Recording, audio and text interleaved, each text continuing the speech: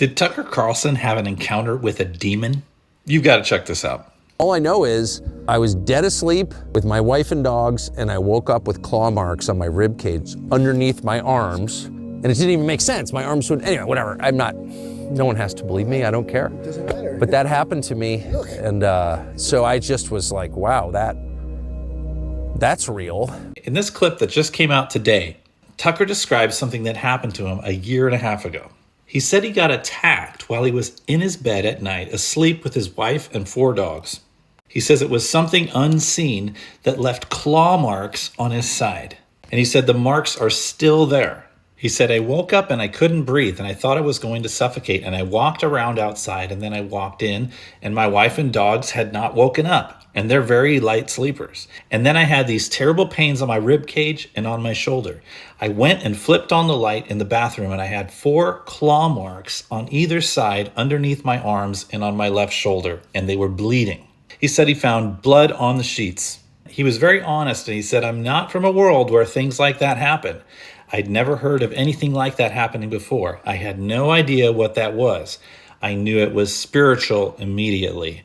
I'm not from a faith tradition that talks about things like that or even acknowledges their existence. I've never heard anybody say anything like that in my whole life. So he calls his assistant, who he said was the only evangelical Christian he knows well enough to share something that bizarre with.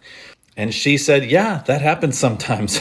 After this happened, Tucker said that he was seized with this very intense desire to read the Bible. He said he spent a year and a half reading it and then started rereading it. And he said it was just a transformative experience for him. I did a little math judging from about when this interview, I think, took place. And he says it was a year and a half ago. Well, I looked back on the calendar and this is what I found. About a year and a half ago is when Tucker Carlson got fired from Fox News. Now, I don't know all the details, but you got to think this is a guy who is sharing so much truth, unlike most people out there that I can think of. So much so that you think, whoa, you really shared that? I mean, the guy's had death threats, some pretty serious threats to his family. And I mean, I don't know all the details, but it just makes you think it's more than just the politicians and all the people who are pulling the strings out there that are causing problems.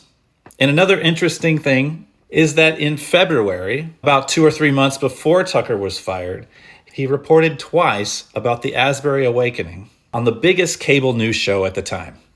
I just remember at the time that I was so impressed that he just gave serious airtime and to what God was doing in Kentucky.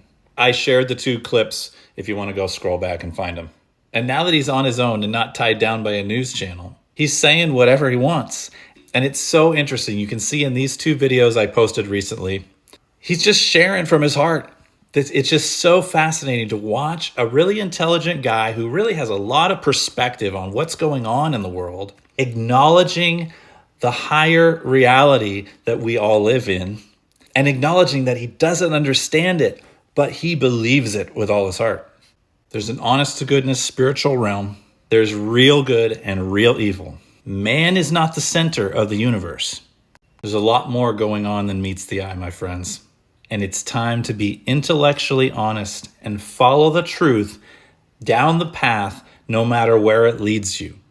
And guys like Tucker Carlson and Russell Brand and others are showing that publicly. I just can't help but think that this is a guy who's sharing so much truth that is so needed in our time. We need truth. We need the facts more than ever. And this guy is not afraid to share it. And we should follow his example. But to know there is a real enemy out there who does not want the truth to come out. The enemy will intimidate you and try to scare you from not telling the truth. But the light is stronger than the darkness.